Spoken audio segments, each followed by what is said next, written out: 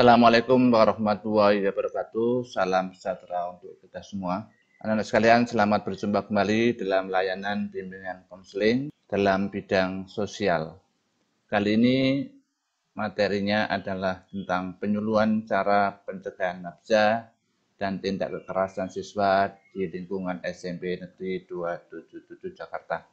Anak-anak sekalian, adapun tujuan layanan setelah kalian menyimak video ini, diharapkan kalian pertama memperoleh pengetahuan tentang tindakan kekerasan atau bullying dan nafsa.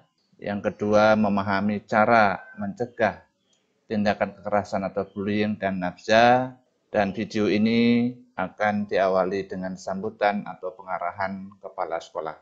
Kepada Ibu Dr. Anda Dwi Eko Susilawati, kami persilakan. Assalamualaikum warahmatullahi wabarakatuh.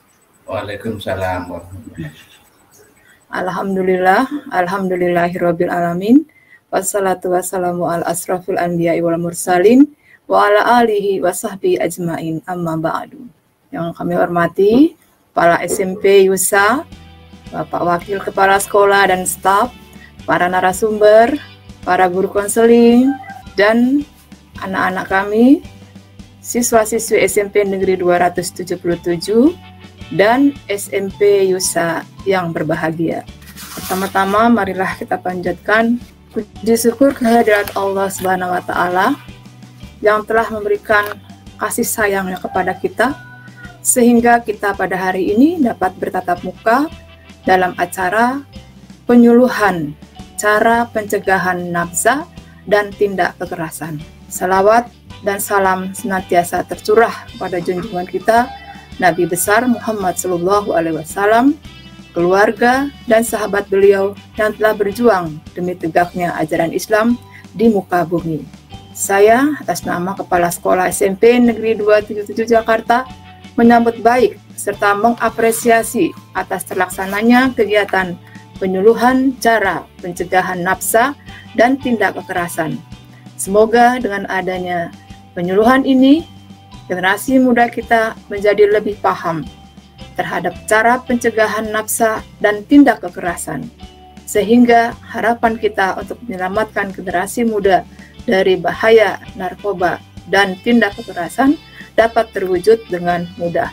Anak-anakku yang sangat dibanggakan, di era globalisasi ini, bangsa Indonesia menghadapi berbagai persoalan, termasuk pula persoalan yang dihadapi generasi muda yang begitu kompleks, mulai dari putus sekolah, kenakalan remaja, tindak kriminalitas yang dilakukan oleh remaja, sampai masalah penyalahgunaan narkoba.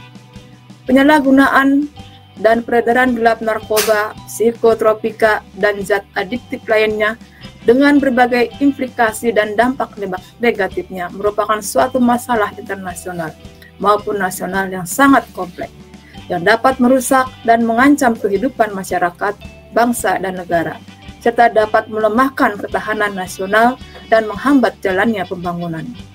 Dampak bahaya dan korban narkotika dari tahun ke tahun semakin meningkat, bahkan sudah sangat meresahkan masyarakat dan membahayakan perkembangan generasi muda, serta memerlukan penanganan yang terpadu dan serius.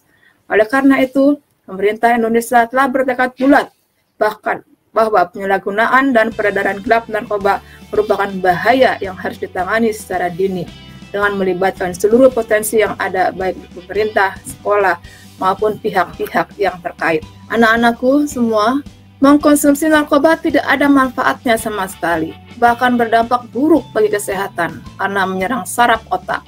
Akibatnya otak menjadi tumpul, kemampuan berpikir menjadi lemah sehingga dapat merusak masa depan. Oleh karena itu, kami harapkan kepada kalian, jangan sekali-sekali mencoba narkoba, karena sekali mencoba pasti akan ketagihan. Maka dari itu, kalian harus paham akan bahaya narkoba karena dapat merugikan diri sendiri, keluarga, dan lingkungan. Melalui penyuluhan ini, kami berharap kalian, generasi muda, menjadi lebih paham akan bahaya yang ditimbulkan dari narkoba, supaya nantinya tidak ada satupun pelajar yang terjerumus narkoba sehingga memiliki masa depan yang gemilang. Anak-anakku yang berbahagia, dalam upaya menjadi generasi penerus muda, penerus bangsa yang merupakan sumber daya potensial untuk merebut masa depan, kalian harus dapat meningkatkan kualitas diri dengan ilmu pengetahuan dan teknologi sesuai dengan landasan yang diperlukan pada masa yang akan datang. Kalian adalah calon-calon pemimpin bangsa masa depan yang diharapkan mampu memimpin bangsa di segala sektor kehidupan, membawa bangsa ini mencapai tujuan nasional, serta dapat bersaing dengan bangsa-bangsa lain. Akhirnya, kami mengucapkan selamat mengikuti penyuluhan ini. Ikutilah kegiatan ini dengan seksama dan penuh perhatian. Jadikan ilmu yang didapat nantinya sebagai pedoman dan pegangan dalam rangka menghindar dari penyalahgunaan narkoba. Sayangi lingkungan, sayangi keluarga, dan sayangi diri kita. Demikian beberapa hal yang dapat kami sampaikan pada kesempatan yang berbahagia ini.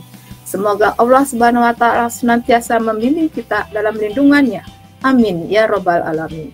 Akhirnya, dengan mengucapkan Bismillahirrahmanirrahim, penyuluhan cara pencegahan nafsa dan tindak kekerasan dengan resmi kami nyatakan dibuka. Terima kasih. Terima kasih. Mohon maaf atas segala kekurangan, dan kepada Allah jualah kita memohon ampunan. Wabillahi taufiq wal hidayah. Wassalamualaikum warahmatullahi wabarakatuh.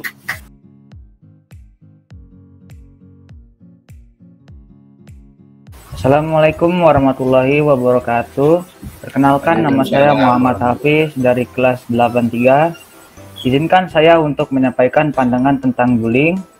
Menurut saya, bullying yang juga dikenal dengan istilah perundungan merupakan perilaku agresif yang tidak diinginkan di antara anak-anak, khususnya usia sekolah, yang melibatkan ketidakseimbangan kekuatan antara pelaku dan korban.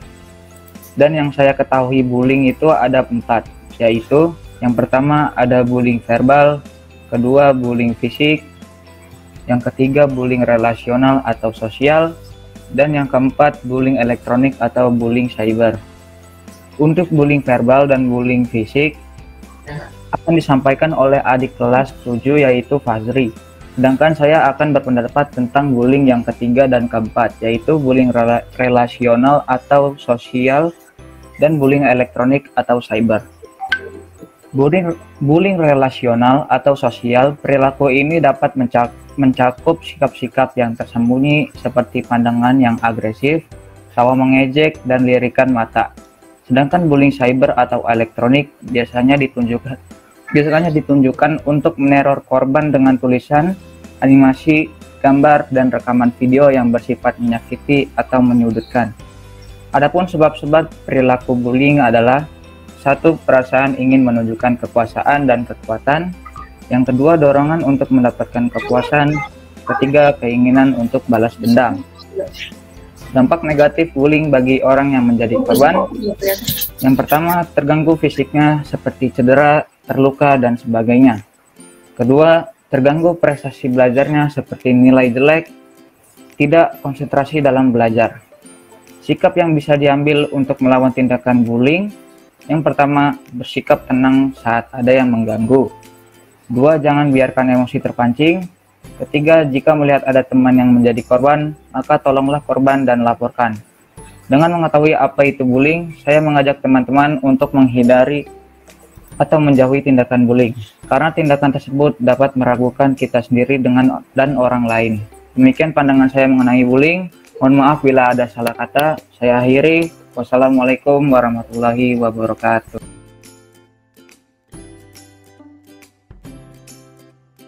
Terima kasih, Pak. Assalamualaikum warahmatullahi wabarakatuh. Waalaikumsalam warahmatullahi wabarakatuh. Perkenalkan, nama saya Askaula Rahma dari kelas 95. Di sini saya ingin memberikan pandangan saya tentang nafza atau narkoba. Nafza atau narkoba adalah zat berbahaya yang dapat mempengaruhi kondisi kejiwaan atau psikologi seseorang, baik itu pikiran, perilaku, maupun perasaan seseorang. Harapan saya untuk teman-teman dan adik-adik semuanya agar dapat menghindari nafza atau narkoba. Karena nafza atau narkoba memiliki banyak sekali dampak negatif untuk kita semua, terutama pelajar. Untuk penjelasan yang lebih lanjut, nanti akan dijelaskan oleh Bu Desi ya. Terima kasih. Sekian dari saya. Wassalamualaikum warahmatullahi wabarakatuh.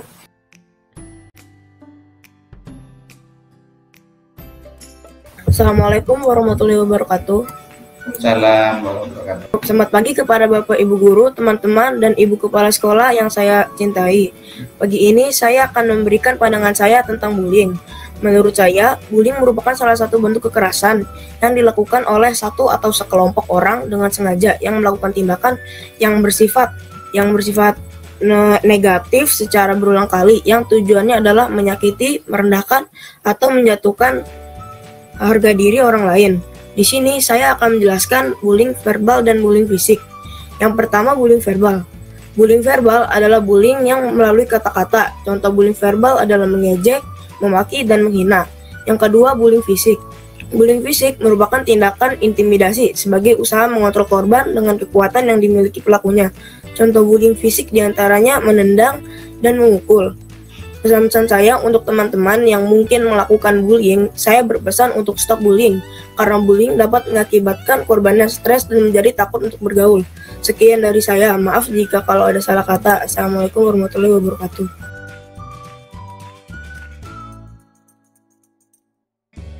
Anak sekalian, ada beberapa cara untuk mencegah agar tidak menjadi korban tindakan bullying.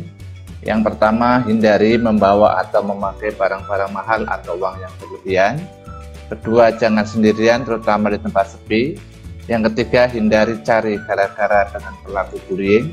Yang keempat, jangan berada di dekat dengan orang yang suka melakukan tindakan bullying atau berada di sekitar mereka. Yang kelima, kenali dan perhatikan pelaku bullying. Yang keenam, jangan ikut-ikutan melakukan tindakan bullying dalam bentuk apapun. Demikian anak sekalian, cara mencegah agar tidak menjadi korban tindakan bullying. Selanjutnya silakan Bu Novi untuk memberikan tambahan dari materi ini. Silakan Bu Novi. Mohon maaf sekali, tambahan sedikit mengenai bully. Ya, tadi benar apa yang sudah dikatakan Pak Priol. Ingin menekankan lagi bahwa yang terpenting ini kan saat ini banyak sekali ya bully itu di sekitar kalian, baik di rumah tadi yang seperti Fahri katakan, bahwa di rumah, di sekolah kalian sudah rasakan gitu kan. Nah, kalian yang masih menjadi seorang pelajar gitu, tentunya ketika mendapatkan materi atau penyuluhan ini harusnya bagaimana gitu, kan sudah mendapatkan ya, udah tahu cara pencegahannya, udah tahu dampaknya juga tadi seperti yang Pak Priyo sampaikan gitu, bahwa sangat amat menyedihkan sekali gitu ketika masih ada pelaku dari seorang pelajar gitu kan, apalagi seorang korbannya tadi sampai depresi dan lain sebagainya gitu kan, itu merugikan orang lain gitu. Artinya untuk cara menghindarinya 3 poin yang tadi saya garis bawahi: hindarkan, abaikan, dan bicarakan gitu ya. Bicarakan kepada orang yang kalian percaya, baik itu keluarga, guru, atau orang tua gitu. Jadi jangan diam aja, karena kalau diam biasanya pembuli itu makin menjadi-jadi seperti itu. Nah, terus yang sering kali kalian temukan itu ejekan-ejekan, itu abaikan. Nah, jadi walaupun memang terdengar kesal, tapi kalau kalian meladeni atau membalasnya itu hanya memperburuk masalah gitu, malah memperpanjang masalah gitu. Tapi hal ini bukan karena kalian lemah kalau diam gitu, tapi membuktikan bahwa kalian ini lebih dewasa dari orang pembuli tersebut gitu. Lalu hindarkan dari lingkungan-lingkungan yang sekiranya akan terjadi, di mana bully itu bisa terjadi. Terus juga harus bijak dalam pertemanan gitu. Kesimpulannya yang tadi Pak Priyo sudah sampaikan sudah cukup banyak dan sudah cukup jelas ya, terutama di cyberbullying juga yang sudah ada undang-undang IT-nya juga gitu. Jadi mohon untuk lebih memahami lagi dan lebih bijak lagi dalam baik pertemanan maupun dalam di lingkungan pergaulan kalian. Itu yang dari materi bully. Jika ada yang ingin ditanyakan atau nanti ada di sesi tanya jawab, mungkin selanjutnya sekarang masuk dalam materi nafza, narkotika, psikotropika, dan zat adiktif yang akan disampaikan oleh Bu Desi Cahyani. Kepada Bu Desi dipersilahkan. Terima kasih Bu Novi atas waktunya. Assalamualaikum warahmatullahi wabarakatuh. Selamat pagi. Yang terhormat Ibu Kepala Sekolah dan Pak Priyo, serta rekan saya Bu Novi. Hari ini saya akan membahas mengenai NAPSA. Apa itu NAPSA? NAPSA yaitu narkotika, psikotropika, dan zat adiktif lainnya. Sambil saya baca PPT-nya ya, slide ininya ya Pak. NAPSA, kenapa hari ini kita membahas NAPSA? Karena remaja itu atau seumuran kalian adalah anak yang rentan untuk terindikasi ikut ke dalam atau ada keinginan untuk mencicipi hal yang baru gitu. Nah, NAPSA ini dibagi menjadi 3, narkotika, psikotropika, atau zat adiktif lainnya. Nah, NAPSA itu apa sih Bu bedanya NAPSA dengan narkoba? NAPSA ini mempunyai istilah yang lebih luas ya daripada narkoba, karena narkoba itu hanya narkotika dan obat-obatan terlarang. Tapi kalau NAPSA ini ada zat adiktif lainnya itu. Narkotika ini yaitu obat yang berasal dari tanaman atau bukan tanaman yang baik sintetis maupun sintetis yang dapat menyebabkan penurunan atau perubahan kesadaran, hilangnya rasa, mengurangi hilangnya rasa kesadaran itu, dan obat untuk menghilangkan rasa nyeri sehingga dapat menimbulkan ketergantungan. Nah, narkotika ini biasanya hanya dipakai oleh dokter-dokter untuk mengobati. Nah, sedangkan kalau psikotropika ini yaitu bentuknya seperti obat. Nah, itu biasanya menyebabkan adanya perubahan khas pada aktivitas mental dan perilaku gitu. Lalu kalau zat adiktif lainnya itu di luar dari narkotika atau psikotropika ya Kak. Nah, kalau zat adiktif itu seperti ngelem yang biasa kalian suka ngeliat, mungkin ada teman kalian yang suka lem ibon, itu ada termasuk zat adiktif lainnya. Atau bisa minuman beralkohol itu juga salah satu kategori zat adiktif lainnya. Nah, macam-macam narkotika itu seperti heroin, ganja, petidin, kokain, morfin. Sebenarnya saya di sini ada gambarnya. Nah, tapi mungkin nanti kalian kalau sudah pertemuan tatap muka bisa melihat ada buku tentang NAPSA ini di ruang BK. Nah, yang termasuk psikotropika itu ada ekstasi, terus ada amfetamin, diazepam. Lalu ada tanda-tanda juga nih orang-orang yang memakai narkoba. Seperti kalau di rumah dia sering berbohong, lalu sering mengemukakan alasan atas tindakannya, terus sering tersinggung juga, mudah tersinggung, terus bisa jadi dia juga jadi sering pergi ke diskotik atau sering berpesta. Dan salah satu yang menyolok ketika anak tersebut sudah kecanduan banget, dia juga bisa mencuri uang orang tuanya atau menjual barang-barang yang ada di sekitarnya untuk mendapatkan uang dan dibelikan barang haram tersebut gitu. Selain itu di rumah juga biasanya lebih tertutup, jadi kamar itu tidak boleh diperiksa dan selalu dikunci. Tuh.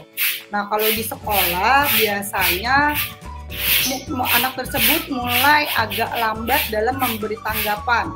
Terus prestasi di sekolah tiba-tiba menurun. Terus penurunan memori jangka pendek atau menjadi pelupa. Selain itu anak tersebut bisa juga kehilangan motivasi, minat, tenaga, dan partisipasi dalam aktivitas sekolah. Jadi dia cenderung untuk menarik diri gitu. Nah, bisa juga kalau mereka sudah overdosis, sekali-sekali dia ditemukan itu sudah dalam keadaan sempoyongan atau berbicara pelok gitu. Nah, ini adalah intinya dampak dan bahaya bagi narkoba. Sebenarnya dampak dan bahaya narkoba ini amat sangat membahayakan bagi kita ya Nak ya. Salah satunya yaitu menurunkan keterampilan motorik atau kehilangan konsentrasi. Makanya mungkin kebanyakan orang yang sudah kecanduan itu kadang sudah tidak nyambung ketika diajak ngomong gitu. Terus bisa juga menimbulkan kerusakan otak secara permanen. Kerusakan otak secara permanen ini tentu saja merugikan kalian sebagai kaum pelajar, ya, di mana otak kalian itu sebenarnya harus berfungsi untuk bisa memahami pelajaran. Tapi kalau sudah rusak karena narkoba ini amat sangat sulit ya untuk menerima penjelasan-penjelasan yang telah diberikan.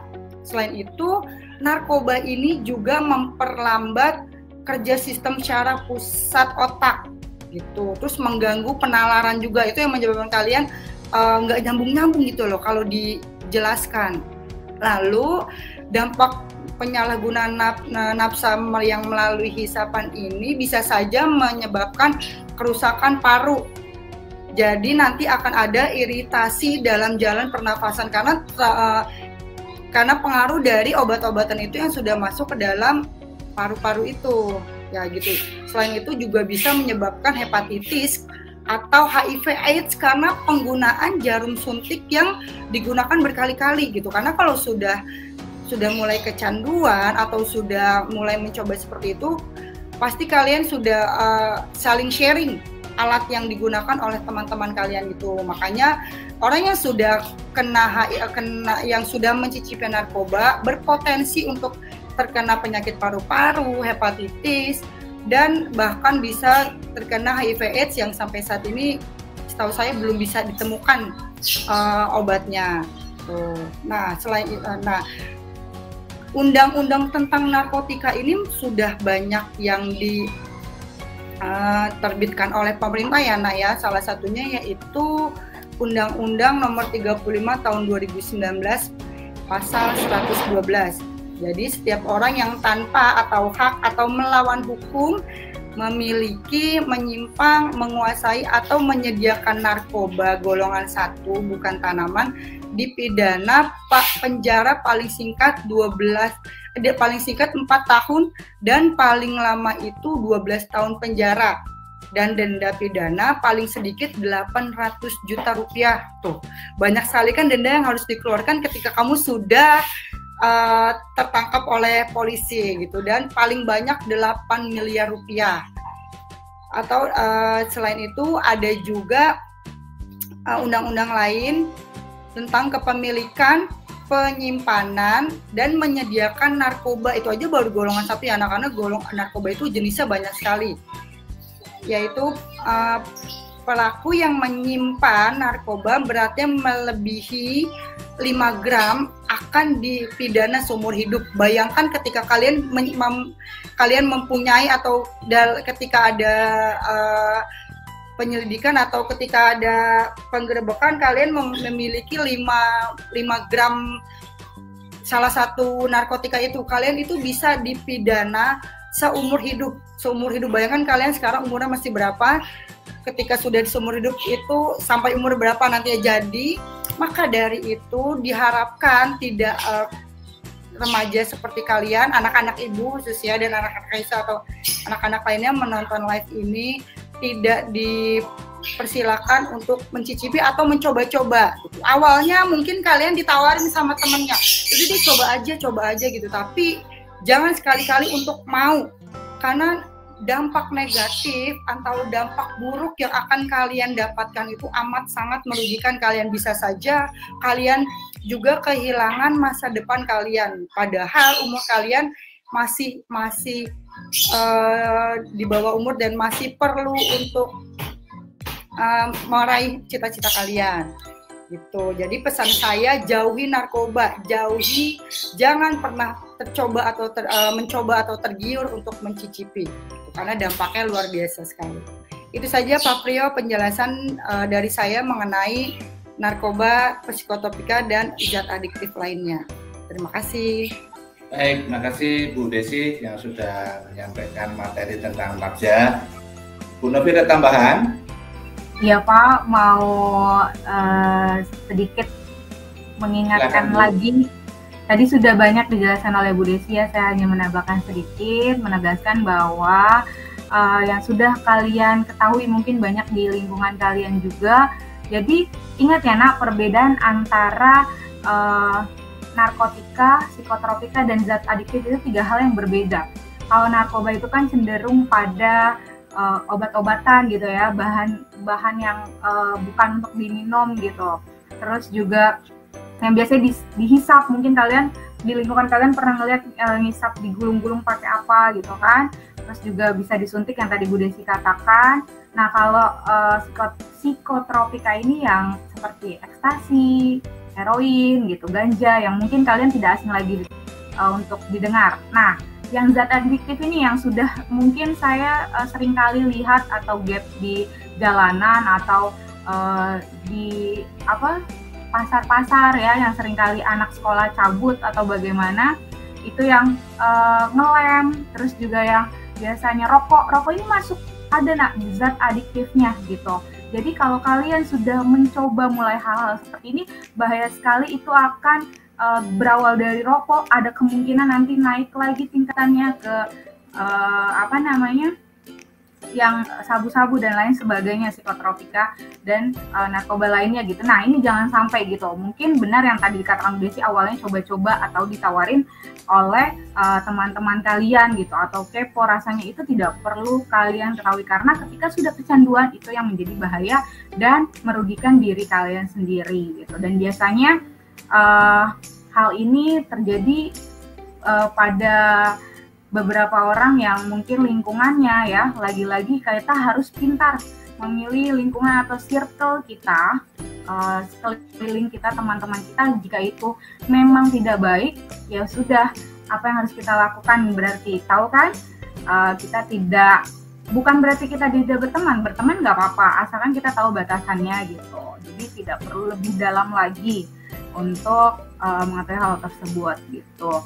Nah ini juga pengaruh juga kalau misalnya kalian melihat atau cerita dari teman atau iklan-iklan gitu kan, walaupun sampai sekarang juga rokok udah ada tulisan gambar di belakang bungkusnya gitu, tapi tetap gitu masih banyak juga yang ingin kepo gitu. Anak-anak SD bahkan pernah juga saya sudah temukan gitu. Jadi mohon yang memang kalian sudah mulai atau merasa udah pernah mencoba gitu, stop.